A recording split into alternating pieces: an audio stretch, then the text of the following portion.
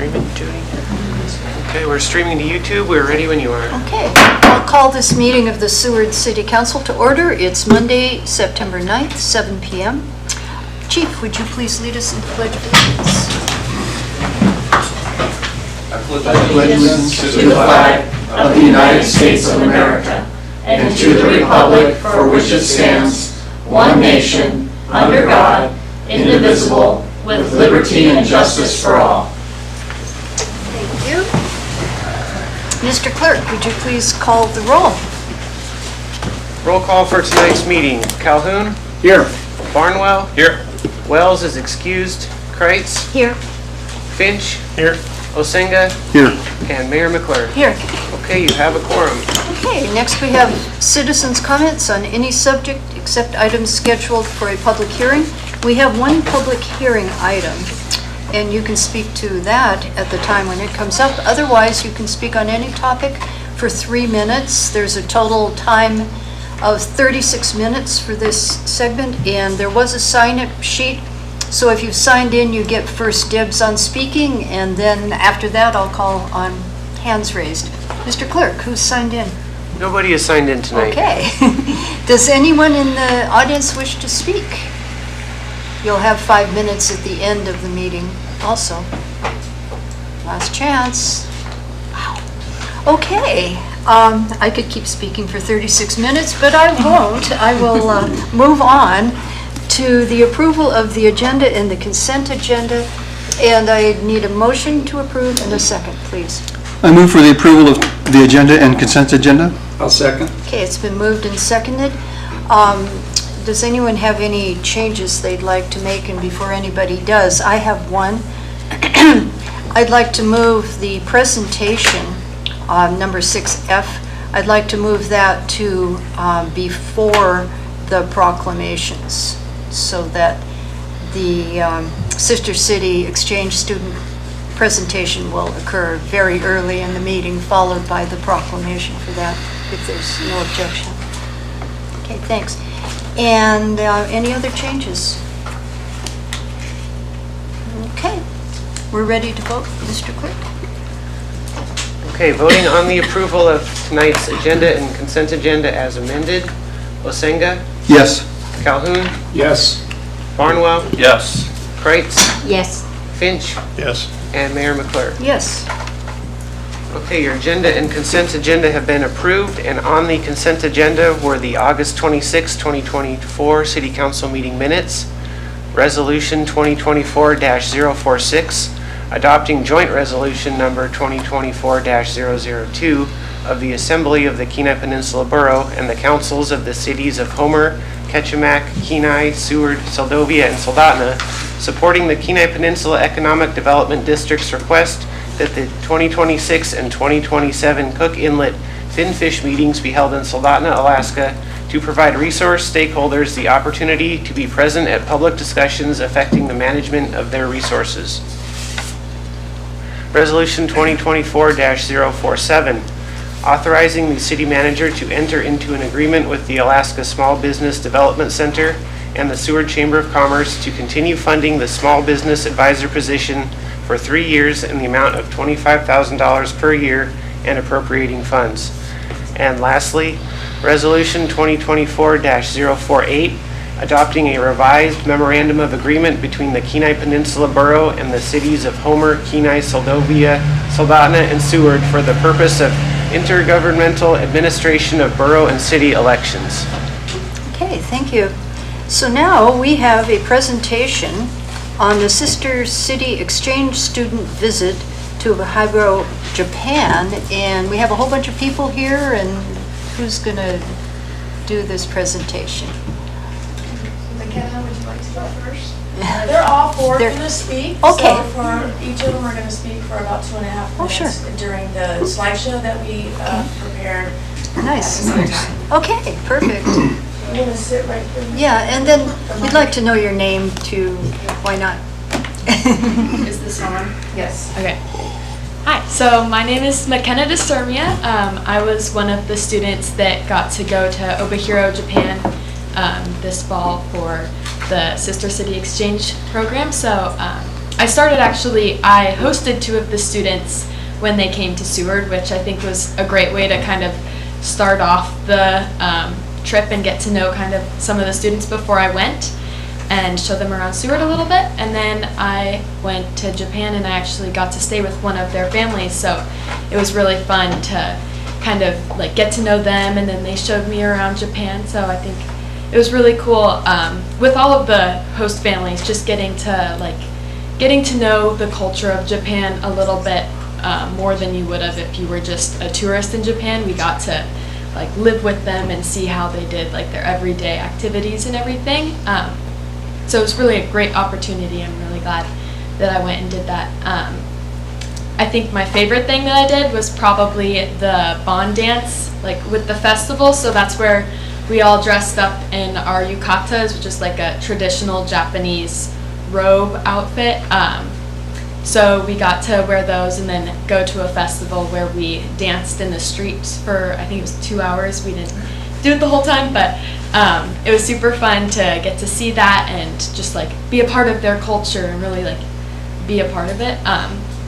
And then we got stuck in Japan for a little bit longer than we were supposed to, which I'm really glad that happened, because it was a great time to be in Japan longer, and we got to see a couple of different cities, which was super cool, and we weren't going to do that until we were stuck there. So I'm really glad that happened. So I just want to kind of say thank you to the city of Seward and the city of Obihiro for like making the program happen. I'm really glad that I got to be a part of it. I hope it continues for a long time because it's super cool. And also the host families for really just making me feel like a part of their family for the week and showing me around all their favorite things. Yeah. Thank you.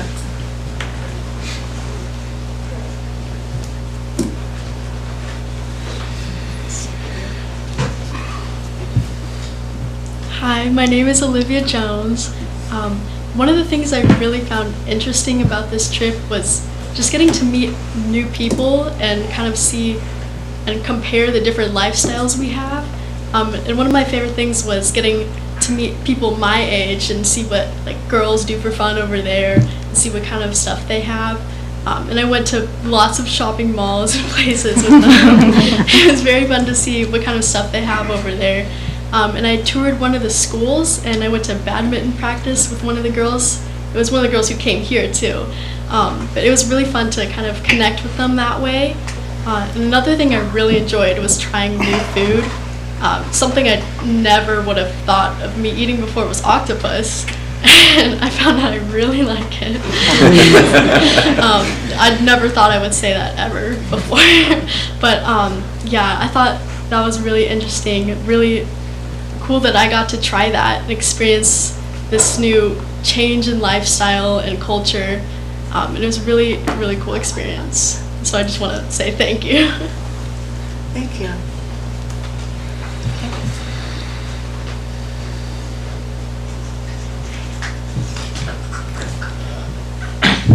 Hi, my name is Hunter Forchi Kurtz, and obviously I was part of the exchange program. And overall, I thought it was really fun and really like a really good learning experience. At first, I didn't really want to go because I was on the edge of it, but if it wasn't my mom really like kind of pushing it, then I probably wouldn't have gone. But I'm really happy I did, and it is a wonderful country. I like how everything's like super different. Like they're really clean, like people, like there's no trash cans, like trash in general, like anywhere. It's all in bathrooms or in houses, apartments and stuff like that. I think that some places are like really unique, like the shrines and stuff, and that's just what they like believe in, and I think that's really cool how you can just like go in, like throw like a 5 yen coin in there, and yeah, I think that was really cool. And I don't know why, but oddly I thought the subway was kind of cool.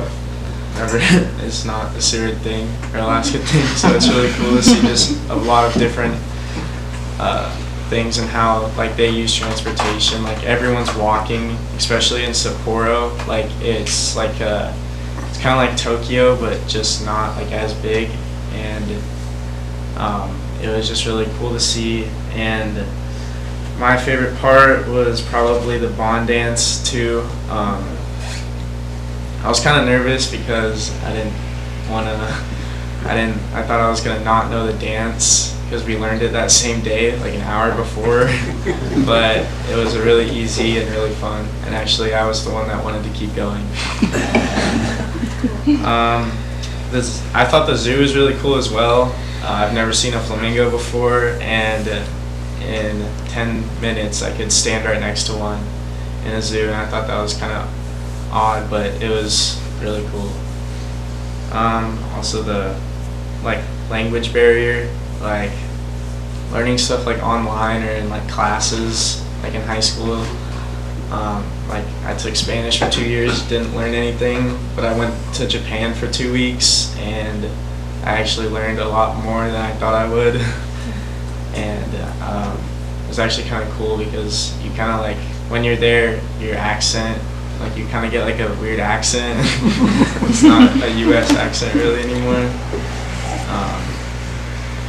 And most of all, I think it's just our world is different for many reasons, and I feel like just super cool to see different lifestyles and how people do things, and yeah, I think that's awesome. Thank you. Thank you.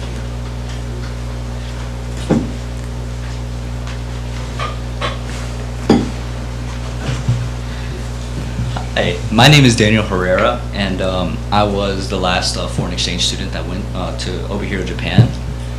One thing that I found just great about the whole experience was how welcoming everybody felt. Just being, as soon as we arrived at the airport, we had about a dozen people just all holding up a big sign saying "Welcome to Obihiro," and being able to meet our host family like right there at that moment, and then just going home. And every single host family that I was gave me gifts, and even when I needed something, for example, my charger had broke, and I was like, hey, could I borrow this for the morning, and then I could give it back to you at the night, just so I could charge my phone so I can have it for the day. And they were just like, no, keep it. So it was just those little things like that that just kind of like stood out to me. And with my first host family, there was a 4-year-old girl. Her name was Yuna, and she was a little shy at first when I met her, and she was just the sweetest girl ever. She had the cutest smile, and she was just so full of joy, and then I feel like that brought out the joy in their parents as well. And she really like kind of brought out like just the culture and the amazement of it. So how even before you eat your food, you have to do this little almost like a prayer and like a thank you. So saying like "Itadakimasu." So, and then you also say something else after you finish eating. So it's those little things that just like add all together and just kind of make the whole experience different than what we have here. And another aspect that I think goes a little overlooked was the bond that the 4 of us created over time.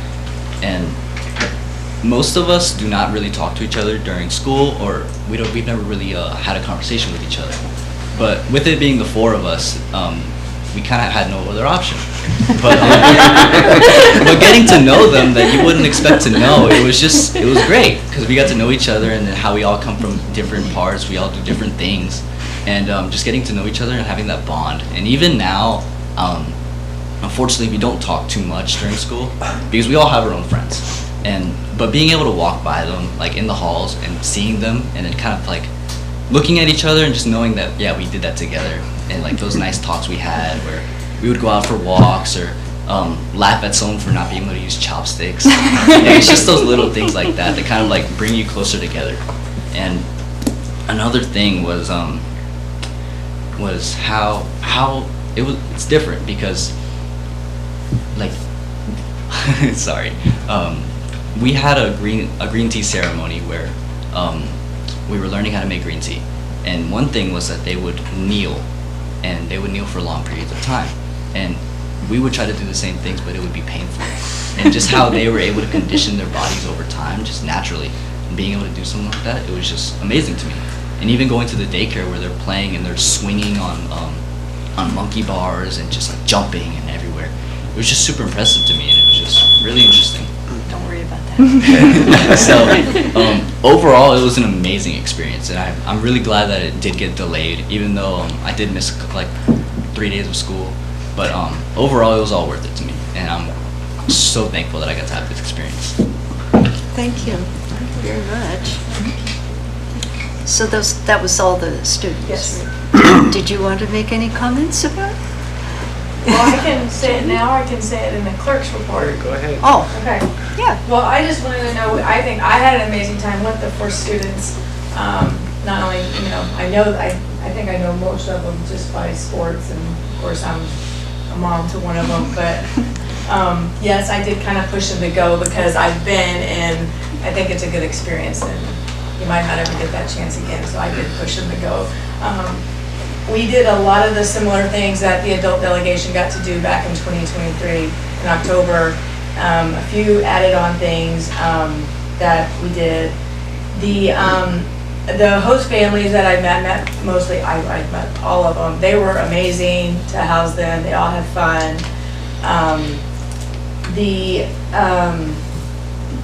We did a lot of things, and the Hiking Festival was one of the big things, that the reason why we went at that time period. And some of them, it was like a 3-day festival they do, and they started off with an hour-and-a-half long fireworks display, and I think most of them went to that, one from a distance, but one got very up close, and then the other 2 got kind of just down the street, and you could see, it was perfect, which was fun. And then they had, the next day they had like a dancing street drums, and they would carry these, I can't think of what they were called, just ball, I can't remember what they're actually called, but they walk up and down the street, and then they dance to the drums, and it went on for about an hour and a half that me and Hunter got to experience. And unfortunately the other students didn't get to experience that because their host families was doing other things with them. But then we got to do the bond dance, and yes, it was a 2-hour dance, and we did it for an hour and 45 minutes. We almost finished the dance, but the vendors were closing down the street, so Chris wanted us to go and experience the vendors as well. One thing that everybody did experience was the OSINs, so the kids got to experience that, and we got to play with kids at a preschool because of the extended stay. Which, yes, yay, we got an extra week. That was awesome to have an extra week and be able to do the things we got to do. We did get to visit our sister city, Port Harbor, and got to go to Kishiro, where in a less than 24-hour notice, 4 staff met us at Kishiro at the train station, took us back to City Hall. Of course, we sat there for a little while wondering, are we just going to sit in a room? But we ended up finding out that they were arranging cars for us to take us around Kishiro, and took us to a marsh observatory, a national park, and then took us to a market to eat for lunch, and then took us back to the harbor. So we got to look around the harbor, take pictures, and by the time that was over, we walked right back to the train depot and got back onto Obihiro the next day. We jumped on another train to Sapporo, spent 2 days in Sapporo as well.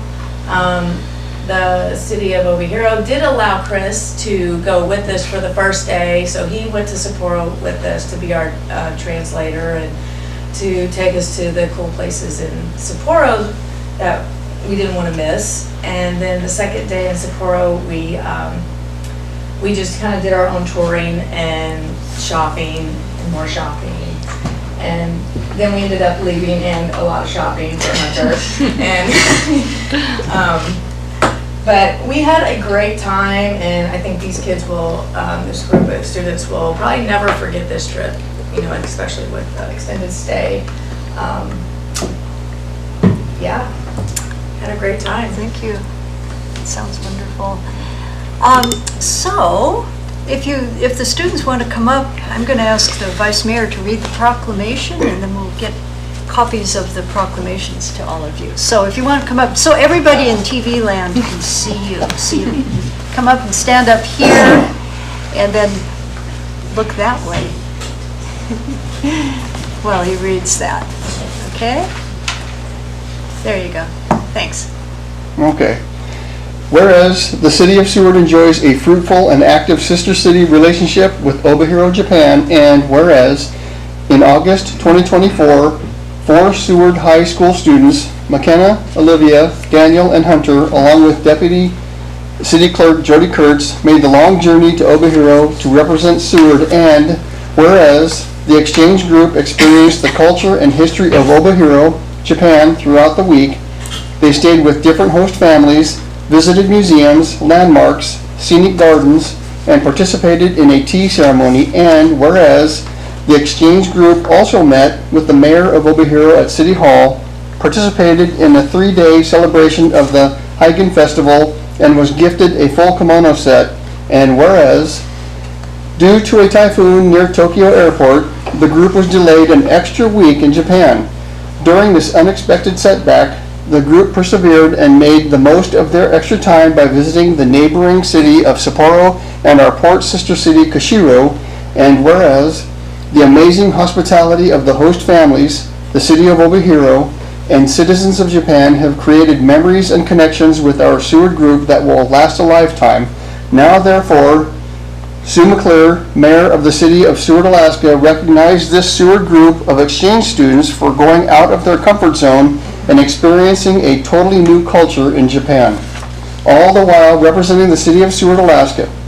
I encourage future students to take advantage of this remarkable opportunity to continue our Sister City Exchange program with Obihiro, Japan, dated this 9th day of September 2024 in the City of Seward, Alaska. There you go. All right.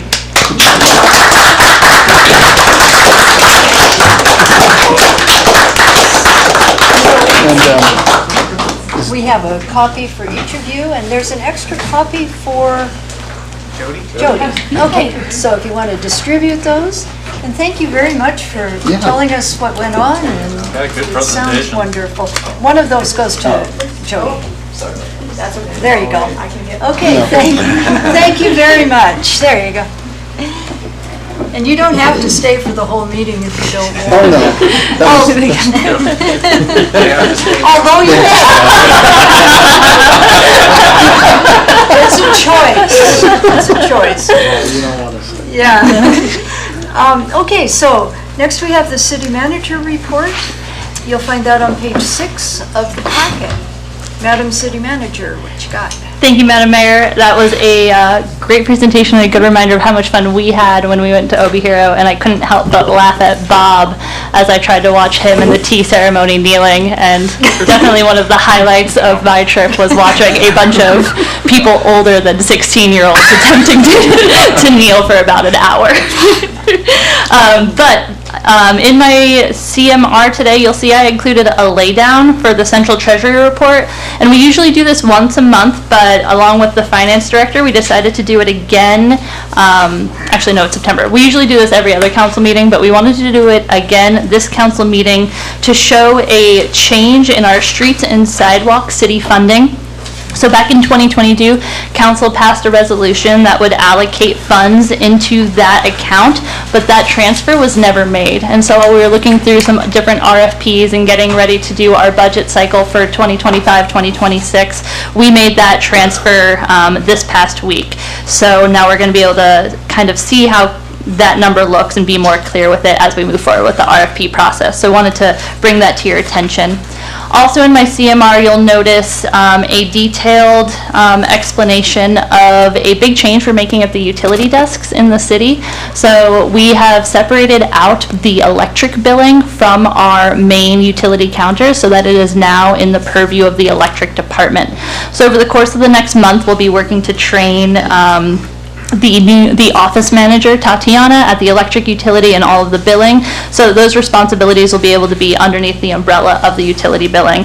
And this is in the hopes of bringing some of those administrative costs down and keeping everything a lot more smooth and streamlined inside the city. So for customers both inside and outside of city limits, the main change you'll see is that starting around October 1, your utility billing will be handled there for electric, and you can still go to the front counter here for all of their payments.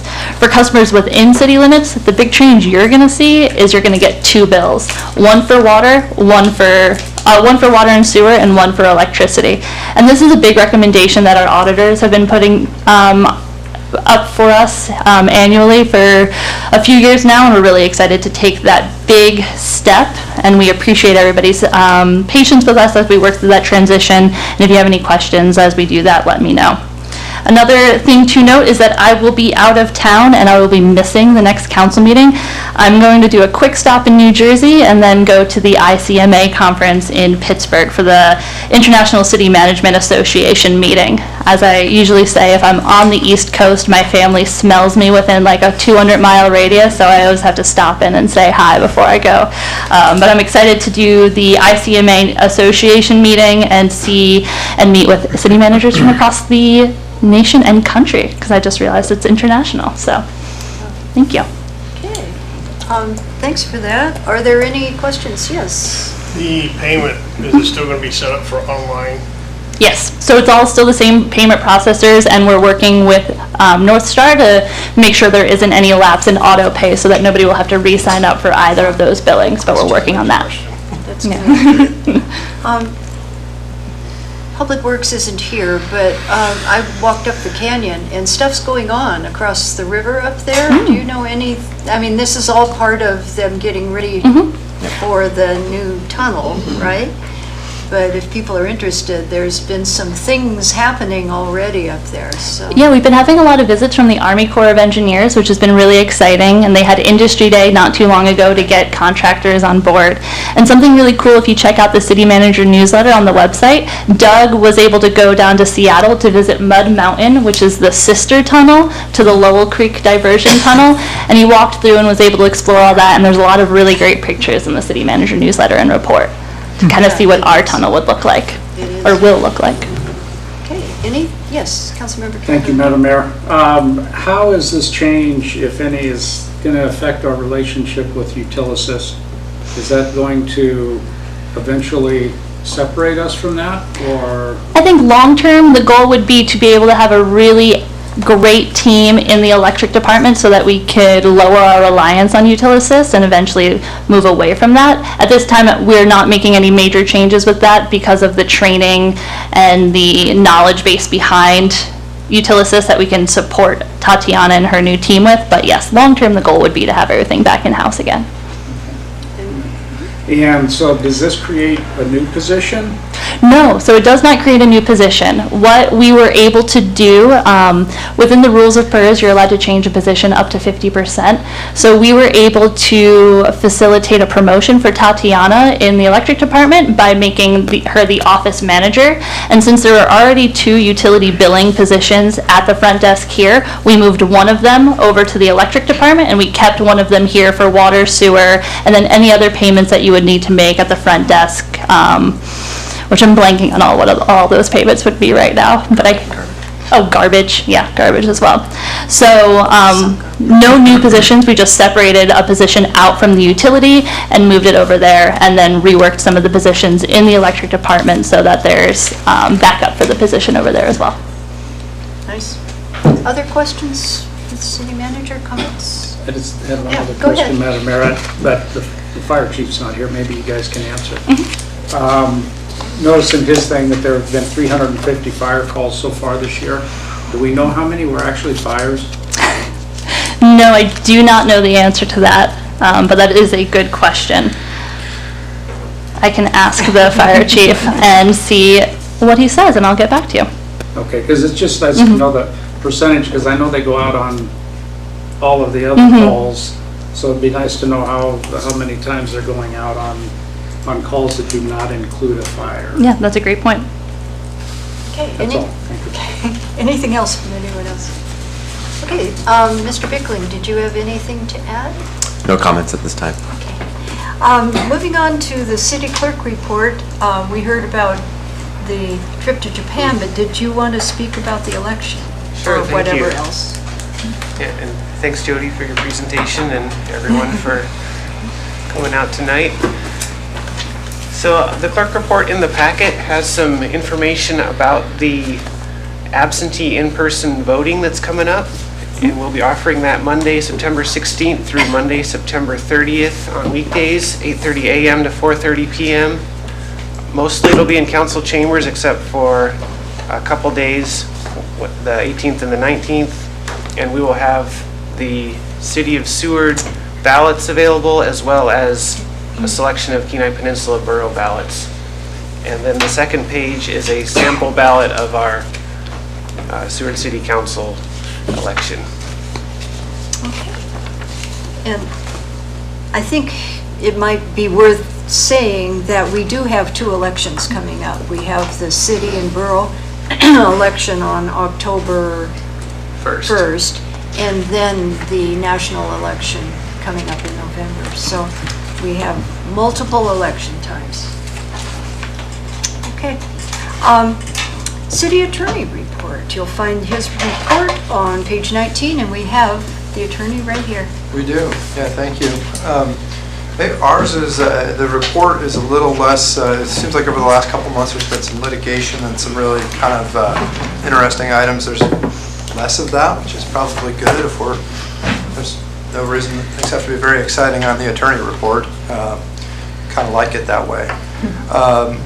The one, I usually try to pick something that's interesting and doesn't look like much on the page at all and just kind of expand on it for a minute.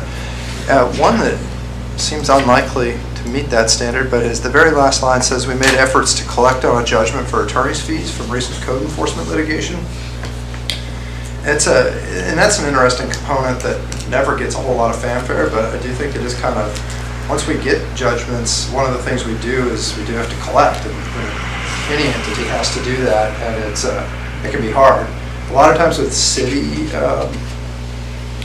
judgments, you would just record it and then or do something like bank sweeps or go after PFDs in order to collect. A lot of that's kind of automated and we just monitor it behind the scenes. This person is out of state and owned property here, and we're considering pursuing recording a judgment out of state to increase the collection potential. And that's just one that we're navigating, kind of little behind the scenes things that don't get talked about much. But we do some collections for a bank, and happen to have somebody in a few of these states to do that when I need it. So that would be relatively easy to do if we go down that road. The other thing is we're hiring a new attorney. I'm kind of excited about it. He's starting in a couple weeks. He was the city attorney for Juneau until fairly recently, and so brings kind of a different set of experiences, and just Southeast in general is familiar with cruise ship issues, for example. That's a big deal in Juneau here too, that we don't have with some of our other clients who are on the western edge of the state, for example. So we're excited about that. I don't know exactly when. I think there's a planning and zoning commission training that I think we're going to do, and we'll see if he'll do that, but hopefully bring him down. He's going to remain in Juneau for now because he's got kids in school, but hopefully be in Seward, but we'll be integrating him into the program. So excited about that. So unless there's questions, that's what I've got. Are there questions? Yes, Councilmember Calhoun. Thank you, Madam Mayor. Something, and I don't know if you can do this really quickly, it's not so much a question. Can you give a really quick explanation on House Bill 307, what that required us to do? I might not be able to. Cody George in my office is working on that, and it is so unique that I'm kind of just deciding to stay out of it to preserve my bandwidth, because it's, Ms. Sorensen is actually working pretty extensively on it. Yeah, I could speak to that a little bit. So the House Bill 307 puts it on the utilities throughout the rail belt to have a unified transmission organization. I also want to look and see if Brian wants to come up and talk about it. Sure. Yeah, as a very well-spoken expert on transmission organizations in the state. I'll invite him up as well. But we did toss that over to Cody to use his expertise from the legal team, and he's been doing a great job representing us on that RTO. But yeah, Brian, if you want to speak to HB 307 for a second? Yeah, sure. And Cody is doing a great job. I'm really happy to have him on it. I've got a lot of good comments from the other regulatory folks at the other utilities on his performance. What HB 307 does is it requires the utility to form a regional rail belt transmission organization and identify what's called the backbone transmission, and then remove wheeling charges from the backbone transmission and allocate those charges to the end-use consumer. And what that does is it allows freer movement of electricity between regions where otherwise you'd be tacking on a charge for a fixed cost that otherwise would be paid by the people who own that transmission. And so what it does is that inhibits economic dispatch. And so what it'll do is actually make the system more efficient. But there's an organization that will be modeled after the Bradley Lake Project Management Committee, which has members of each of the utilities and the Alaska Energy Authority on it. And they're looking at using going through and taking the bylaws and the operating components out of the power sales agreement from Bradley and kind of modifying those to work for transmission. That's what Cody's working on. So it'll be an improvement overall. Thanks. Thank you. Thanks, Brian. Ask a question, you get multiple answers. It's good. Did you have anything else? No, thank you. Okay, are there other questions for the attorney? Well, we appreciate you being here. It's always good to see you. Thank you. Well, we've passed 3 resolutions on the consent agenda. So that brings us to item number 8, public hearings. We have one ordinance for public hearing, and it's ordinance 2024-013. Mr. Clerk, would you please read that? Ordinance 2024-013, amending Seward City Code 15.10.226, land uses allowed to standardize language and clarify where marijuana establishments are allowed in each zoning district. Thank you. I'd need a motion to enact and a second, please. I move for the enactment of ordinance 2024-013. I'll second. Okay, it's been moved and seconded. I'll turn it over to administration first. Thank you, Madam Mayor. This ordinance will allow us to standardize language and clarify some of the locations in the code where marijuana establishments are listed. And so it allows a more, because currently the way it's set up, you have to look at marijuana in the code and then go back and find the land use table, and it's very back and forth. But this puts marijuana establishments in code so that it's more clear and simple to understand. And for any further clarification or questions you may have, I'll invite Danny, the Community Development Director, up to speak to it. Okay, thank you. I think I'll open the public hearing first, and then if we have questions, okay. So I'll open the public hearing on ordinance 2024-013. Mr. Clerk, did anyone sign up? Nobody signed in. Okay, is there anyone here wishing to speak in this public hearing time? It's a very quiet lot today. Okay, seeing none, I'll close the public hearing and bring it back to council. Are there questions that anyone has about this? I think we've been pretty well informed about this. Councilmember Calhoun. Thank you, Madam Mayor. Just one thing so that people may be clear that don't have this.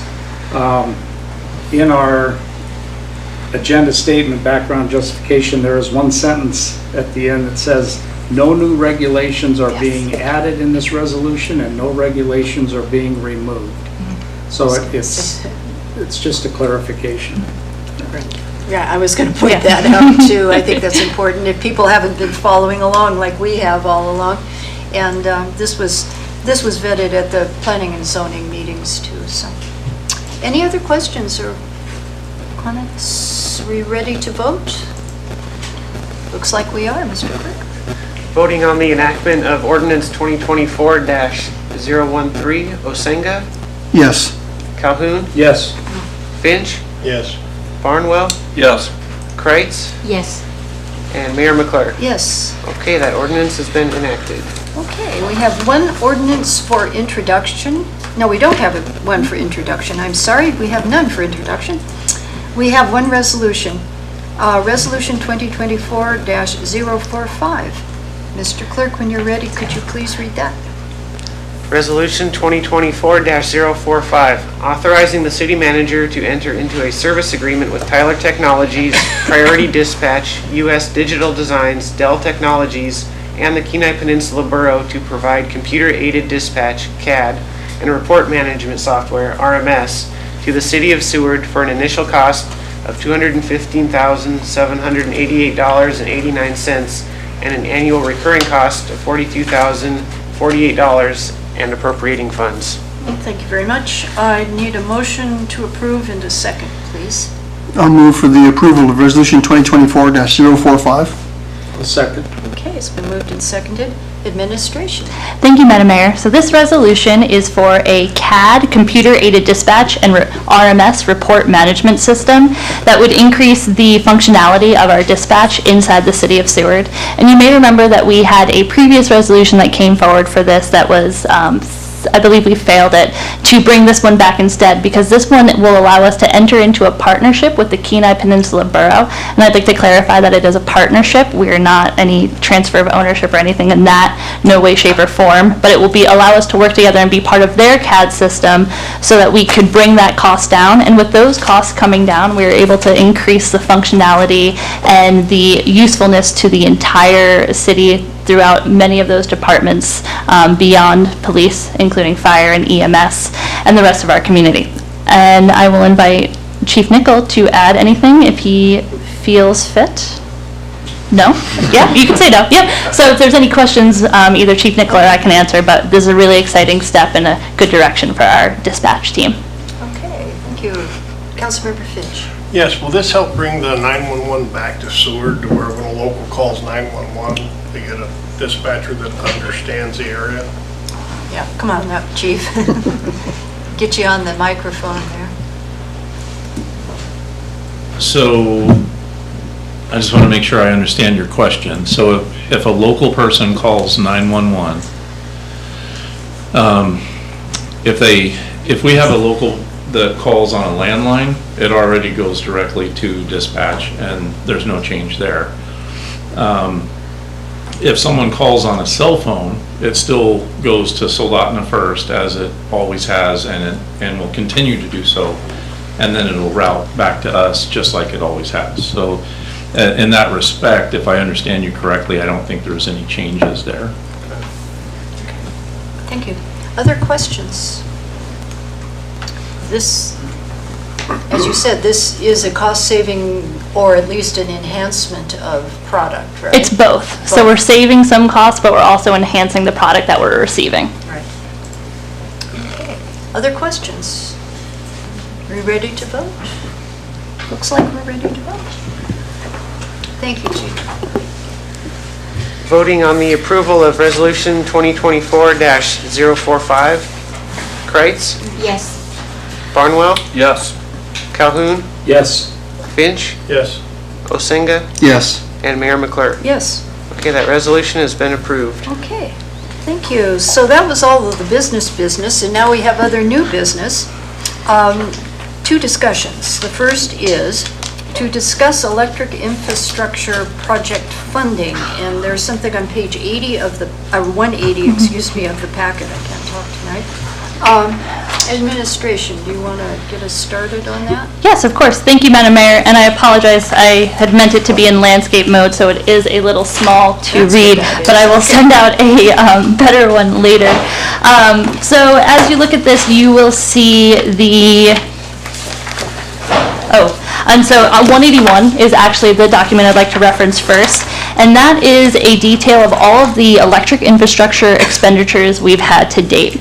And so you'll remember we took a $10 million bond out in 2022, of which we were able to utilize $8.8 million. And then over the course of the next 2 years, we spent just over $13 million on our electric infrastructure project. And so that utilized all of those revenue bonds as well as our reserves. Based off of our original budget project total, we had estimated it would cost about $20 million, and we have spent 13 million, and I'm rounding up or down to the closest. And so that leaves us with a deficit of about $7 million in funding defined. Some of our funding options, or one of our main funding options, includes the use of the remainder of our ARPA federal funding. And so in that, we have just over $1 million, and that needs to be allocated to spend by the end of this year. So in the next coming council meetings, I will be bringing forward a resolution that allocates that spending towards our electric infrastructure project. On page 180, you'll see what we've utilized that spending for previously, and it includes some of our water and sewer infrastructure, as well as our development reimbursement program. We also have funds in our MRF that we are able to utilize for this project that would get us up a little bit closer to that total of about another 1.2, 1.8 million. So we have about 3 million-ish that we can utilize for this project. And while we can further discuss the funding of the remainder of those, I'd also like to invite Brian up to speak a little bit more, because of his time with our electric utility, we've been able to see a lot of opportunities for cost saving. So I want to send that discussion over to Brian to talk through that, and then come back for a larger discussion. Sure, thanks. The one thing that we are working on, the next project to construct would be Nash Road Phase 2, which runs from Sawmill Creek out to the Seward Highway. In the preliminary design, that was estimated at about $1.2 million. The final design came back with an additional $1.4 million. It identified 12 or 13 conflicts where either the high voltage wires come too close to the communications wires, or the communications wires or the underbuild come too close to the ground under loading conditions that you're required to design to. The ground profile was actually a point-to-point profile. It was sort of a linear approximation of the actual ground, and that's not uncommon in designing it. But what we're going to do is contract for a LiDAR evaluation of just that line section. It costs about $10,000, and that'll give us the actual ground contour, and potentially we can eliminate some of these pole changeouts and bring that additional $1.4 million down. If we could change out, if we can find 1 or 2 poles that we actually can eliminate changing out, that would pay for the LiDAR, and then anything above that would be additional savings. There's no guarantees that we will, but I think it's worth doing that before we come back with the actual final number for the infrastructure project. Mm-hmm. Yeah, so, and I also realized that I included a breakdown of this on 182 as well. So just to reiterate, there is about a deficit of 5.5 million, but over the course of the next few weeks while we work through this LiDAR project, we would like to come back to you with a more firm number of what we need to finish this project as we look back at some of those estimates and clarify. Okay, thank you. Questions for Brian? Or for the city manager? Yes. Thank you, Madam Mayor. Just one thing, it's not really a question per se. Isn't there a $1 million loan still hanging out there that was given by the electric fund to either SMIC or the harbor that could get paid back? So there is a resolution that was passed in 2001 that said that the electric department must repay $1 million to the general fund due to past use of the electric enterprise fund, and then it set up a payment schedule.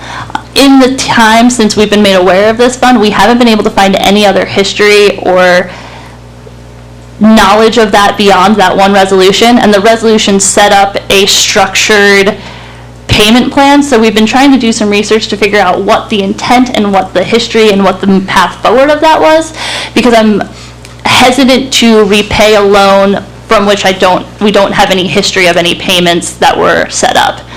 So we've been working on figuring that out. That being said, it exists based off of this one resolution, and we're seeing if it was paid off or what that payment history was over the course of the past 20 years.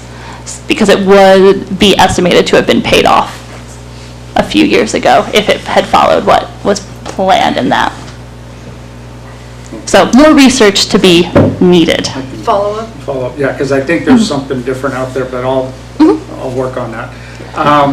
Also, in that $20 million that was originally brought to us, and then of course we changed the bond amount on that, did that include the shore power estimate? No, it did not. It did not? No. That was always an additional amount to that? Yes, that's about 40 to 50 million, which is what the grant was that we applied for. So that was a separate amount, not included in these original estimates. Well,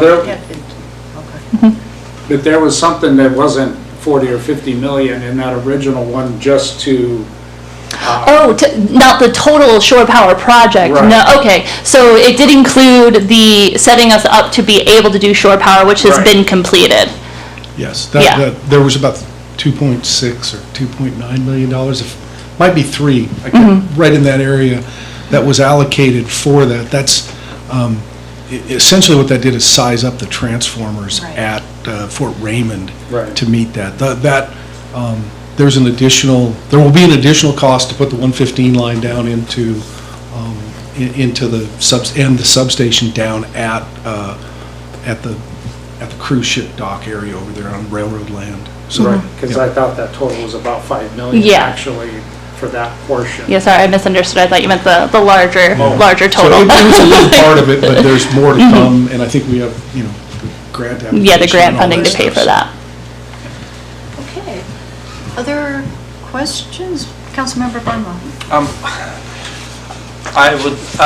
Can you just remind us and the public, for the remaining 5.5 million or so, what is the plan? I know we are deciding not, I think, to go for another bond. So what is the plan going forward to raise the funds for that 5.5 million?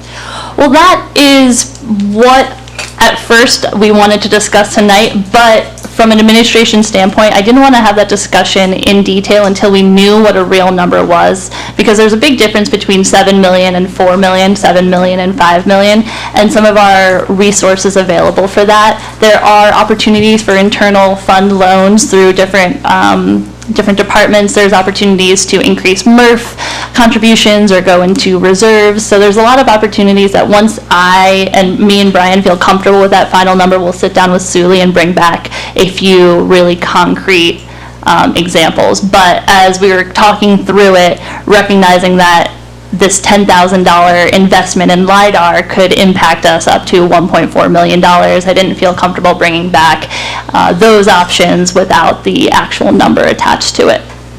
Go ahead. So, and the other question, for the shore power at the, what is it, $50 million or whatever that crazy number is, considering that the cruise ship dock may or may not be funded necessarily right away, would that jeopardize the shore power project timeline, or do we know that yet? At this point, I want to continue under the assumption that everything's moving forward. One of the big things with our shore power grant was that Turnagain Marine did generously offer to do the federal match for us. And so if the conversations at a state level changed, I would assume that the conversations at a city level would also change.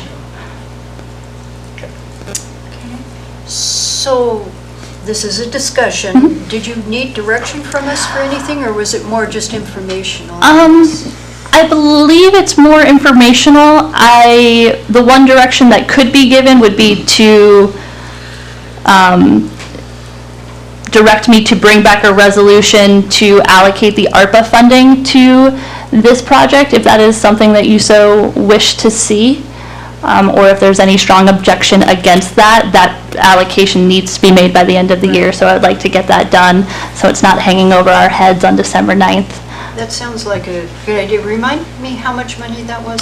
$1.072 million. And if we don't allocate it for something, it will disappear. I think we should direct you to do that resolution. Okay. Is there any objection to that? No, I see no Okay. objection.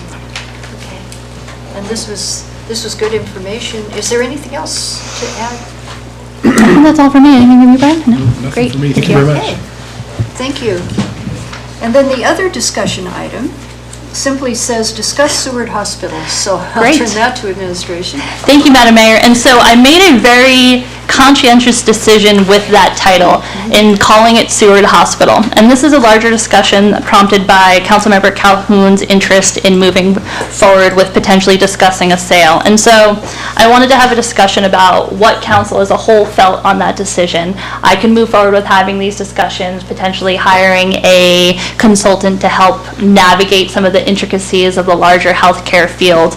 But I didn't want to discuss Providence Hospital because at the end of the day, we are the owners of Seward Hospital. Providence is the manager of it for us. Inside the administrative office, I've kind of been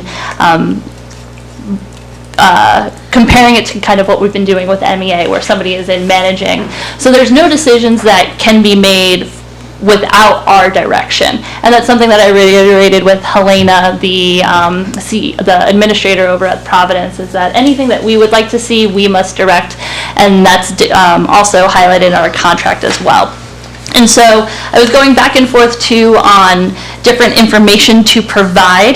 But I think the main info that you need in discussing this at a high level is that we currently do have a bond with Providence for Mountain Haven. We will be paying that bond off at the end of next year because we have the funds available for it. We just don't want to incur the high fee of paying it off too early. So that will be paid off at the end of next year, which would free us up to make a decision like this. Our current contract goes through with PSMC to the end of 2028.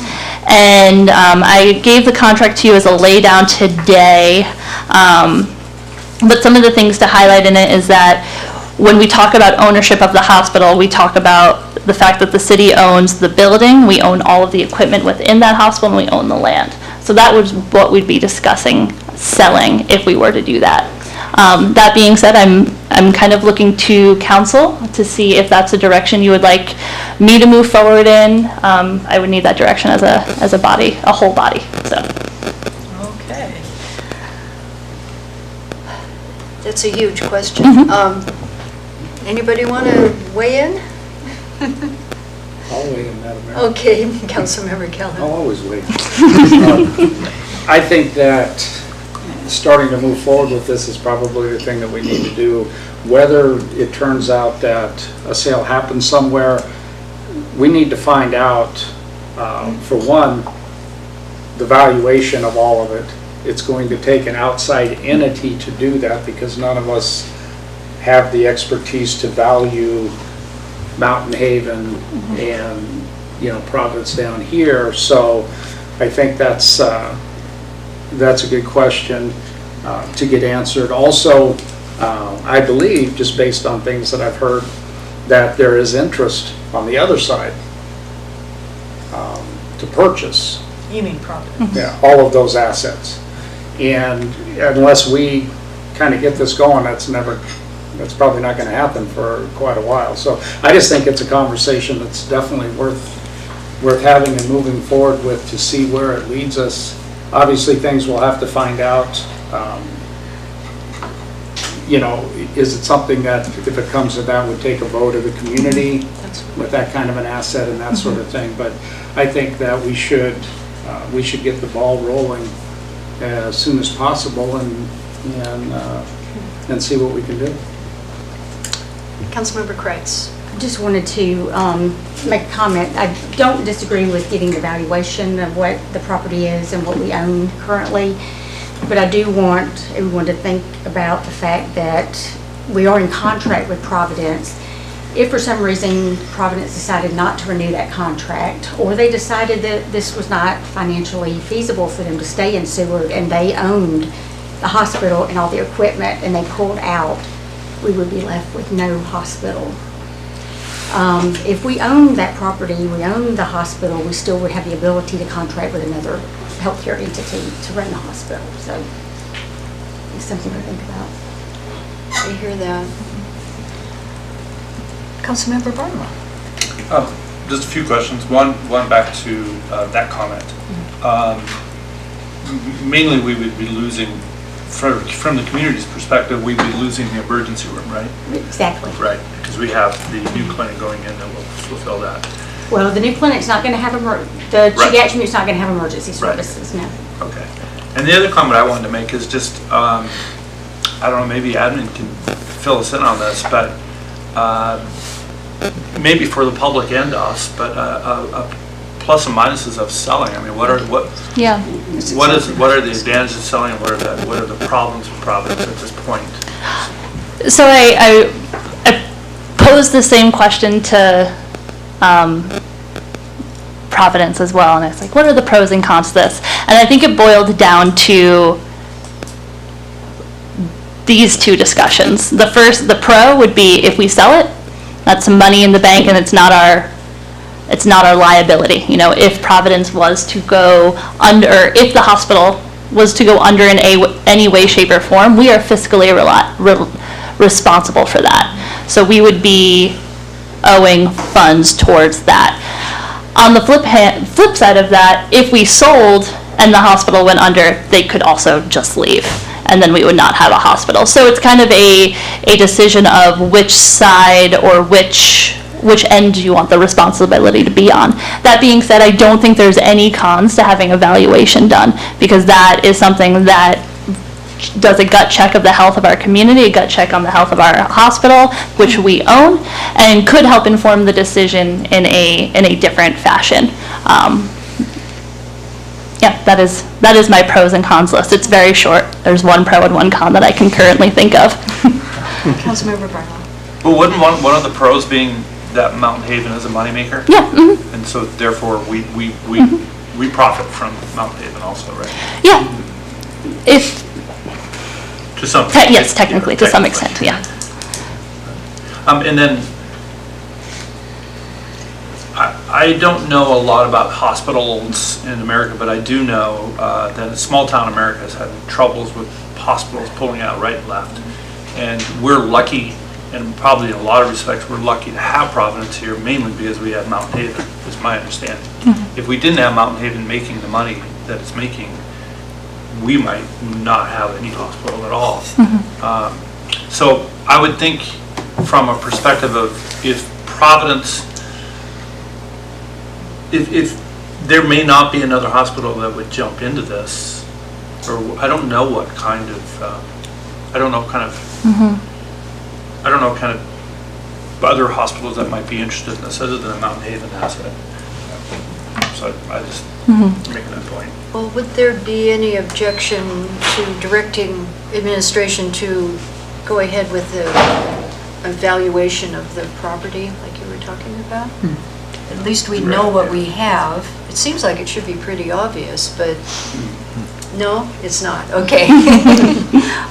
We could go that far. Yeah. I mean, this isn't stating any pros or cons to sale, just for the public. I think that would be a useful tool for administration. I would like to think that the sale of something like that should be a public vote, but I don't know how that works in our code. But I'd like you to find out if that's important, because I feel it's important.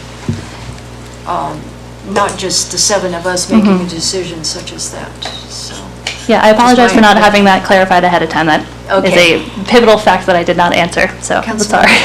Should we require the cost of evaluation before we decide to do evaluation? Or? I was going to say, Councilmember. Well, I'm sorry, Madam Mayor, I think that's just part of the information that I think they're going to come back to us with, is search that out and find out. Yeah. Yeah, we would come back with a resolution. I think that's what I meant, right. And then we can vote on that. Yeah. Does that sound reasonable? Okay. Are there any other comments from council? Okay. That was the total of our business. I want to remind people that our next council date is September 23rd, Monday, September 23rd, and at 5:30 we're having a work session, continuing the work session on wells and septic systems inside the city limits. So that'll be on the 23rd, and then our regular meeting at 7 p.m.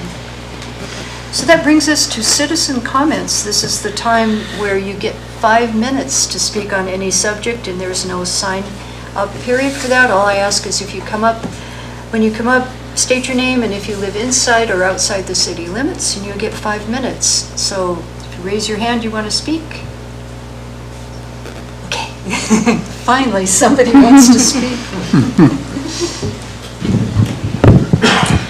Christy Terry, outside city limits, Vice President of Real Estate for the Alaska Railroad Corporation. Greetings, Mayor, Vice Mayor, and council members. I'm here to address public comments made at the last council meeting. We appreciate the freight traffic into the Port of Seward is of great importance to the community, and we wanted to clarify some of the concerns expressed at that meeting. First and foremost, I want to assure council that the Alaska Railroad is fully committed to freight activities, including moving freight by rail at the Port of Seward. Even as recent as last week, you may have noticed that freight trains were in Seward being loaded with frac sand and pipe. And at the risk of omission, I just want to clarify also we're committed to passenger and cruise ships, that industry also in Seward. So the railroad is not aware of a single vessel rerouting to away from Seward as a result of in-state delivery times. While the cargo of one of the September pipe ships was rerouted to Houston, Texas, our marketing department was informed that this company made this decision driven by the lower amount of pipe expected with that shipment. So they did not have volume of pipe to justify sailing into Seward or any other port of Alaska. So the in-state transit time did not play a factor in that decision, and we expect pipe shipments will continue through the Port of Seward, but we are not in control of other business decisions. So with that being said, we are aware that have been some challenges in freight rail service to Seward. In some cases, these issues have already been addressed. For example, we've been keeping you updated about the bridge repairs that we had during last winter that closed the south end of the rail. With the timing of those repairs, we're unfortunate, but the bridge projects are years in the planning with long lead times. So we're taking steps to increase our capacity to meet growing demand due to the increased activity at the North Slope. The railroad has at least 3 locomotives this summer and will be purchasing at least 2 more. As you can imagine, these locomotives are hard to source and obtain. In addition, we are purchasing 28 flat cars to replace equipment past its useful life, and we are working to extend the life of current flat cars to gain the benefit of more cars for a short time. As you can see, we are trying to address our equipment constraints to better meet the needs of our customers. So it's our mission to provide safe, efficient, and economical transportation and real estate services that support and grow economic development, not only for the state of Alaska, but for the city of Seward. Including railroad operations at the port include customers across many sectors, such as cruise ship tourism, freight, military, vessel repair, research, and fishing vessels. So we are an open dock that allows for union and non-union terminal use permit holders for both international and domestic trade. Users do not have to move their cargo by train to use the port, which is something that the community would want.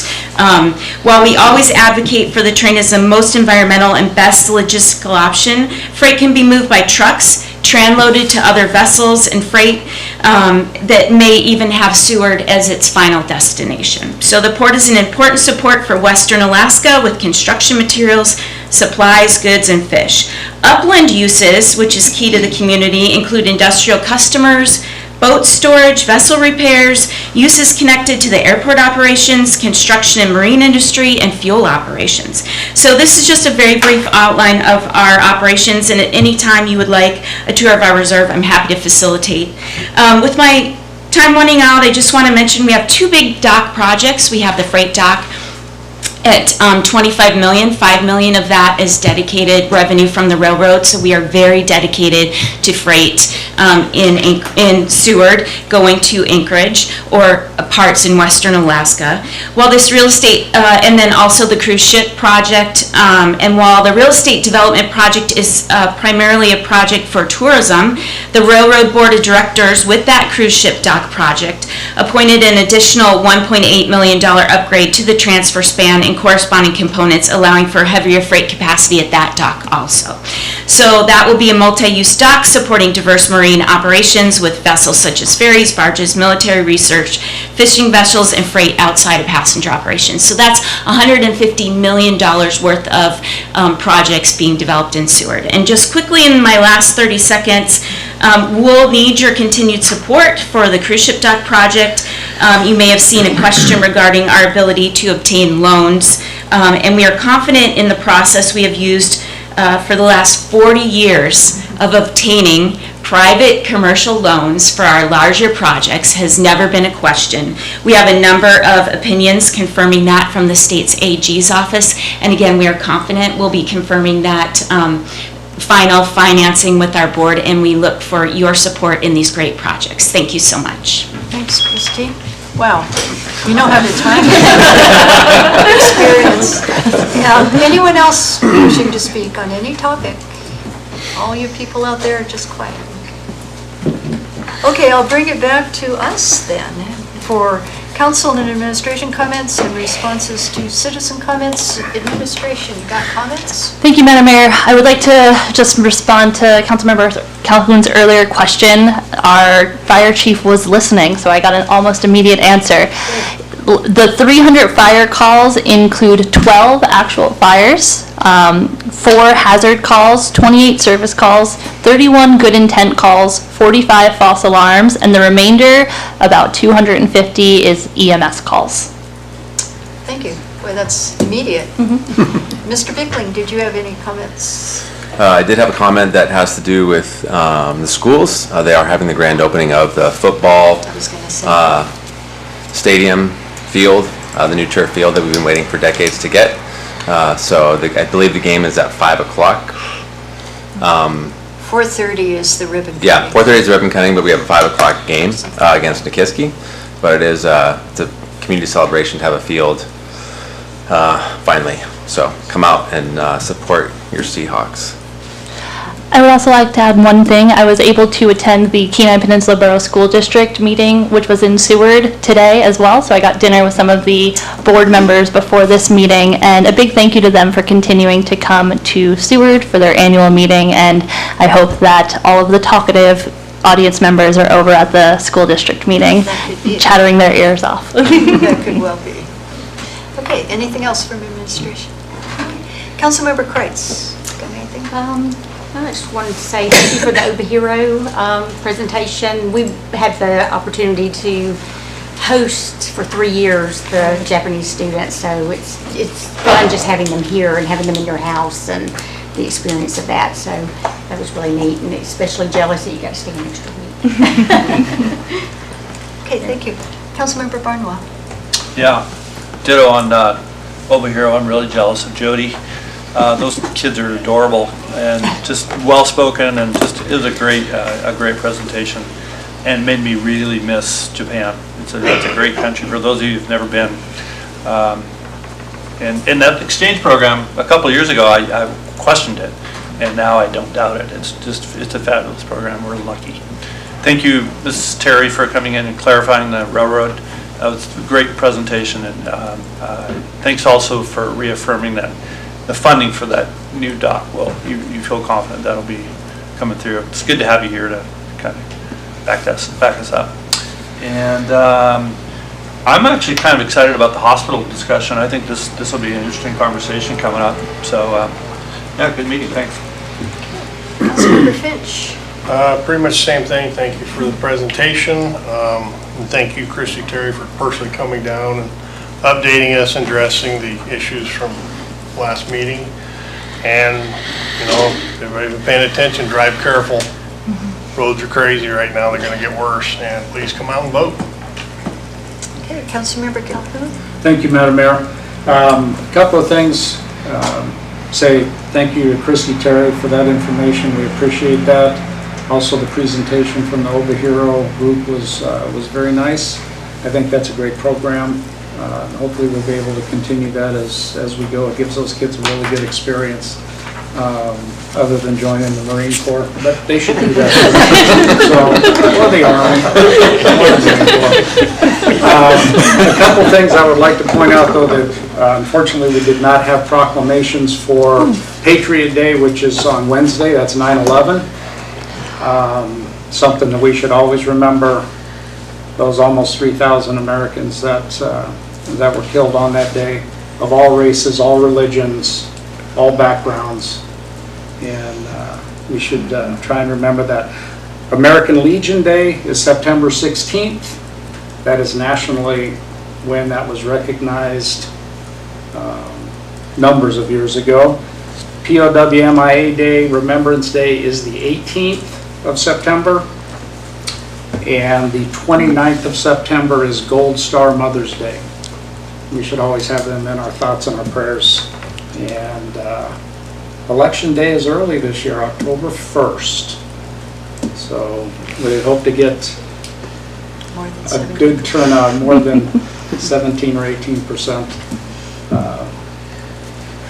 Which I'd just make a comment that maybe there can be a discussion at some point where municipal elections can be combined and we can all have an election day in November instead of running 2 or 3 different election days. I think financially, logistically, that might be a discussion that we could have with the borough at some point and just combine all those to one voting day in November. Thank you. Okay, thank you. Vice Mayor Huizenga. Thank you, Christy Terry, for coming down and clarifying and making some comments. That was good. Obihiro, I am a firm believer in the exchange program. While I did not participate in the student exchange program, I did go to Japan and went to all those great cities that you all saw with our high school band. And it was something 40-some years later, and I still remember all of it. So you will remember it. It is something that is really good, awesome, and I think I would encourage everyone to really just, if you can partake in that program, please do. Good meeting, good discussion. Thanks, everyone. Okay, thank you. The exchange program started after I graduated from high school here, and that's how I got old. So I never had that opportunity as a high school person, but I probably would have gone then. And I guess when I was in band in high school here, we didn't have the money to send us over. These were hard times in the late 60s, so that would have been nice. I want to remind people that the Holocaust exhibit is still at the library, and it's really well worth touring through. Also want to put a plug in for the community choir. I start rehearsals this Thursday night, and if you're interested in seeing how it is to be in community choir, there's no auditions, you come. We get ready for a Christmas concert. Give me a call. My number's on the city website, everybody knows it anyway, and we will be beginning Thursday night rehearsals this week. And thanks, Christy. Thanks, Mayor Terry, for coming. I run into Mayor Squires, and we yell across the post office, "Hey, Mayor, hey, Mayor." So I do that with Christy too. And we needed clarification on that. Are there any other additional? Yes, I knew it. I don't want to disappoint you, Madam Yeah, Mayor, you would never. and I actually did almost forget these. Tomorrow is the suicide prevention walk. About, I believe, 3 or 3:30 p.m. Start at Branson Pavilion, and then after the walk, there's hot dogs and hamburgers and stuff there. And then also on Thursday, at the lower level of the American Legion, there is a free estate planning discussion for an hour. There's an attorney coming in to talk about estate planning. It's free, and people can get some good information there from 6 to 7 p.m. on Thursday. Okay, anything else? Okay, close the comments then. And what we have next is we will go into executive session. I will read it first and then we vote, or we vote and then I read it?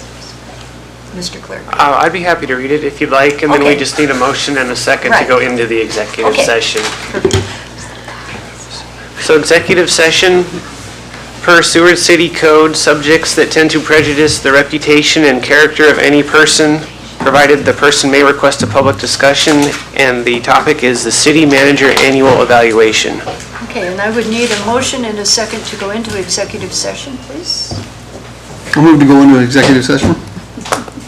I'll second. Okay, it's been moved and seconded, and present in the executive session will be council, the city manager, And I'd like to invite the city clerk. and the city clerk.